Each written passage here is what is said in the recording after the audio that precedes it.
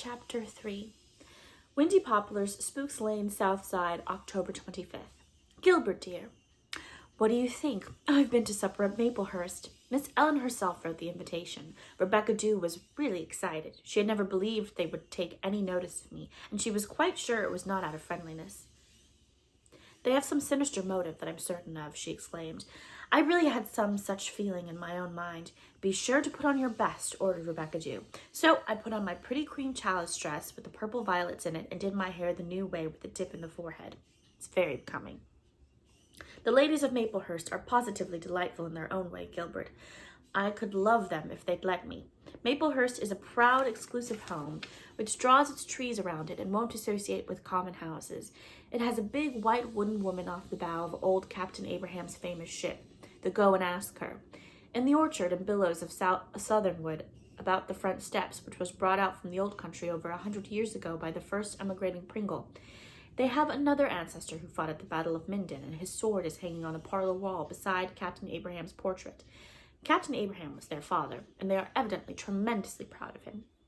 They have stately mirrors over the old black fluted mantels, a glass case with wax flowers in it, pictures full of the beauty of the ships of long ago, a hair wreath containing the hair of every known Pringle, big conch shells, and a quilt on the spare room bed quilted in infinitesimal fans. We sat in the parlor on mahogany Sheraton chairs. It was hung with silver-striped wallpaper, heavy brocade curtains at the windows, marble-topped tables, one bearing a beautiful model of a ship with crimson hull and snow-white sails, the Go and Ask Her, an enormous chandelier, all glass and dingle-dangles, suspended from the ceiling, a round mirror with a clock in the center, something Captain Abraham had brought home from foreign parts. It was wonderful. I'd like something like it in our house of dreams. The very shadows were eloquent and traditional. Miss Ellen showed me millions, more or less, of Pringle photographs, many of them daguerreotypes in leather cases. A big tortoiseshell cat came in, jumped on my knee, and was at once whisked out to the kitchen by Miss Ellen. She apologized to me, but I expect she had previously apologized to the cat in the kitchen. Miss Ellen did most of the talking. Miss Sarah, a tiny thing in a black silk dress and starched petticoat with snow-white hair and eyes as black as her dress, thin, vein hands folded on her lap amid fine lace ruffles, sad, lovely, gentle, looked almost too fragile to talk, and yet I got the impression, Gilbert, that every Pringle of the clan, including Miss Ellen herself, danced to her piping. We had a delicious supper. The water was cold, the linen beautiful, the dishes and glassware thin. We were waited on by a maid, quite as aloof and aristocratic as themselves, but Miss Sarah pretended to be a little deaf whenever I spoke to her, and I thought every mouthful would choke me. All my courage oozed out of me. I felt just like a poor fly caught on flypaper. Gilbert, I can never conquer or win the royal family. I can see myself resigning at New Year's. I haven't a chance against a clan like that. And yet I couldn't help feeling a little sorry for the old ladies as I looked around their house. It had once lived. People had been born there, died there, exulted there, known sleep, despair, fear, joy, love, hope, and hate, and now it is nothing but the memories by which they live, and their pride in them. Aunt Chatty is much upset because when she unfolded clean sheets from my bed today, she found a diamond-shaped crease in the center. She is sure it foretells a death in the household. Aunt Kate is very much disgusted with such superstition, but I believe I rather like superstitious people. They lend color to life. Wouldn't it be rather drab world if everybody was wise and sensible and good? What would we find to talk about? We had a catastrophe here 2 nights ago. Dusty Miller stayed out all night, in spite of Rebecca Dew's stentorian shouts of "Puss!" in the backyard. And when he turned up in the morning, oh, such a looking cat! One eye was closed completely, and there was a lump as big as an egg on his jaw. His fur was stiff with mud, and one paw was bitten through. But what a triumphant, unrepentant look he had in his one good eye. The widows were horrified, but Rebecca Dew said exultantly, "That cat has never had a good fight in his life before, and I'll bet the other cat looks far worse than he does." A fog is creeping up the harbor tonight, blotting out the red road that little Elizabeth wants to explore. Weeds and leaves are burning in all the town gardens, and the combination of smoke and fog is making Spooks Lane an eerie, fascinating, enchanted place. It is growing late, and my bed says I have sleep for you. I've grown used to climbing a flight of steps into bed, and I'm climbing down them. Oh, Gilbert, I've never told anyone this, but it's too funny to keep any longer. The first morning I woke up in Windy Poplars, I forgot all about the steps and made a blithe morning spring out of bed. I came down like 1,000 of brick, as Rebecca Dew would say. Luckily, I didn't break any bones, but I was black and blue for a week. Little Elizabeth and I are very good friends by now. She comes every evening for her milk because the woman is laid up with what Rebecca Dew calls brown kites. I always find her at the wall gate waiting for me, her big eyes full of twilight. We talk with the gate, which has never been opened for years, between us. Elizabeth sips the glass of milk as slowly as possible in order to spin our conversation out. Always when the last drop is drained comes the tap-tap on the window. I have found that one of the things that is going to happen in tomorrow is that she will get a letter from her father. She never got one. I wonder what the man can be thinking of. You know, he couldn't bear the sight of me, Miss Shirley, she told me, but he mightn't mind writing to me. Who told you he couldn't bear the sight of you? I asked indignantly. The woman.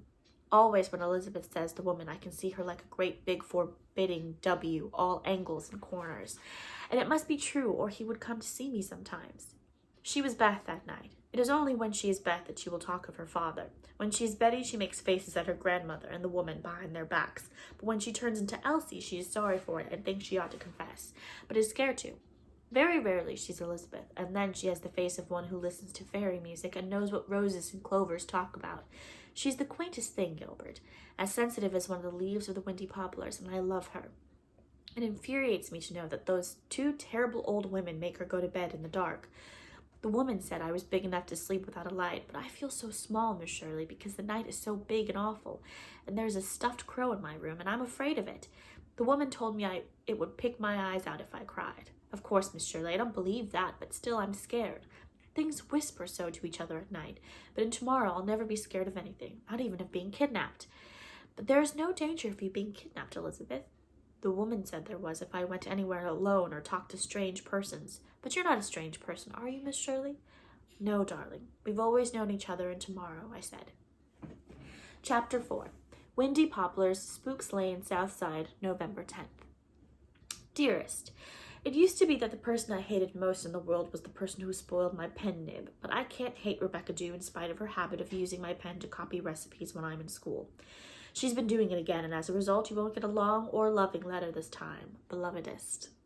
The last cricket song has been sung. The evenings are so chilly now that I have a small, chubby, oblong wood stove in my room. Rebecca Dew put it up. I forgive her the pen for it. There's nothing that woman can't do, and she always has a fire lighted for me in it when I come home from school. It is the tiniest of stoves. I could pick it up in my hands. It looks just like a pert little black dog on its 4 bandy iron legs, but when you fill it with hardwood sticks, it blooms rosy red and throws a wonderful heat, and you can't think how cozy it is. I'm sitting before it now with my feet on its tiny hearth, scribbling to you on my knee. Everyone else in Southside, more or less, is at the Hardy Pringle dance. I was not invited, and Rebecca Dew is so cross about it that I'd hate to be Dusty Miller. But when I think of Hardy's daughter, Myra, beautiful and brainless, trying to prove in an examination paper that the angels at the base of an... It does say angels. That the angels at the base of an isosceles triangle are equal, I forgive the entire Pringle clan. And last week she included Gallows Tree quite seriously in a list of trees.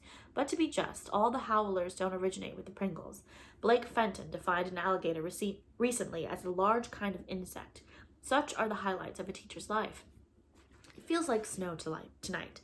I like an evening when it feels like snow. The wind is blowing in turret and tree and making my cozy room seem even cozier. The last golden leaf will be blown from the aspens tonight. I think I've been invited to supper everywhere by now. I mean to the homes of all my pupils, both in town and country, and oh, Gilbert, darling, I am so sick of pumpkin preserves. Never, never let us have pumpkin preserves in our house of dreams. Almost everywhere I've gone for the last month I've had a PP for supper. The first time I had it, I loved it. It was so golden that I felt I was eating preserved sunshine, and I incautiously raved about it. It got bruited about that I was very fond of PP, and people had it on purpose for me. Last night I was going to Mr. Hamilton's, and Rebecca Dew assured me that I wouldn't have to eat PP there because none of the Hamiltons liked it. But when we sat down to supper, there on the sideboard was the inevitable cut glass bowl full of PP. I hadn't any pumpkin preserves of my own, said Mrs. Hamilton, ladling me out a generous dishful, but I heard you was terrible partial to it, so when I was When I was to my cousin's in Lowvale last Sunday, I says to her, I'm having Miss Shirley to supper this week, and she's terrible partial to pumpkin preserves. I wish she'd lend me a jar for her.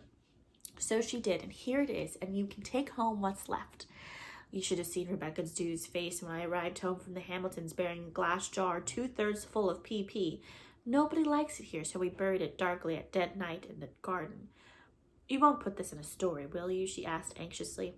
Ever since Rebecca Dew discovered that I do an occasional bit of fiction for the magazines, she has lived in the fear, or hope, I don't know which, that I'll put everything that happens at Windy Poplars into a story. She wants me to write up the Pringles and blister them, but alas, it's the Pringles that are doing the blistering, and between them and my work in school, I have scant time for writing fiction.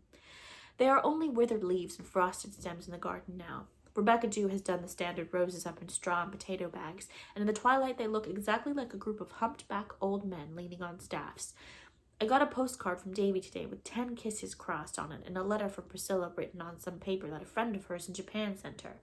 Silky thin paper with dim cherry blossoms on it like ghosts. I'm beginning to have my suspicions about that friend of hers, but your big fat letter was the purple gift the day gave me. I read it 4 times over to get every bit of it savored, like a dog polishing off a plate. That certainly isn't a romantic simile, but it's the one that just popped into my head.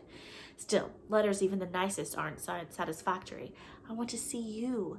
I'm glad it's only 5 weeks to Christmas holidays.